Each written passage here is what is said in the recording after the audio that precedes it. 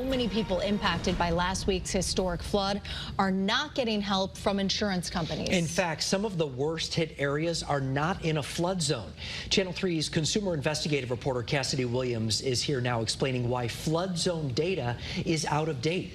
Well, this is FEMA's flood zone map for the area of Naugatuck that flooded last week. Look at this, that date, 2010, meaning this flood map was created the same year that the first ever iPad came out.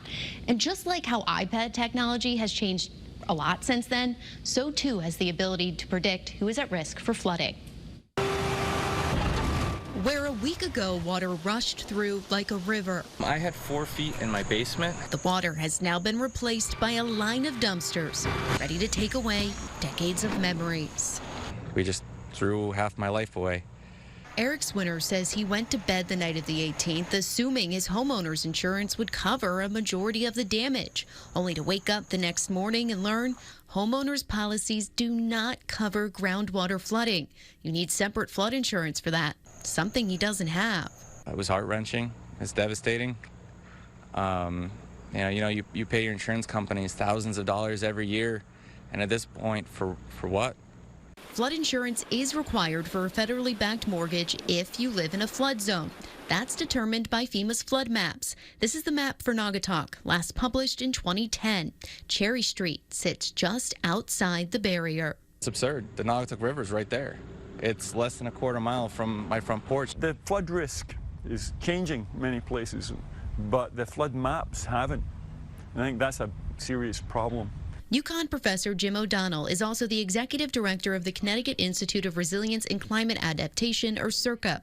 CIRCA was formed after Hurricane Sandy to study the risks for flooding across Connecticut. He says there are a number of reasons why a 14-year-old flood map may not be a good indicator of risk. Well, if they were published in 2010, the data and the mapping was probably done 3 or 4 or 5 years before that. So that's nearly 20 years ago. And in the last decade, the capacity to measure the altitude of the land at high resolution is much improved. O'Donnell says the risk of high-intensity rain has also increased in the last decade. He suggests looking into buying flood insurance no matter where you live. You don't have to live in a flood zone to buy insurance through the National Flood Insurance Program.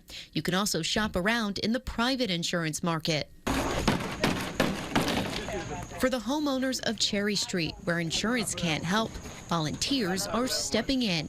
And every damaged item taken away leaves room for something new to grow.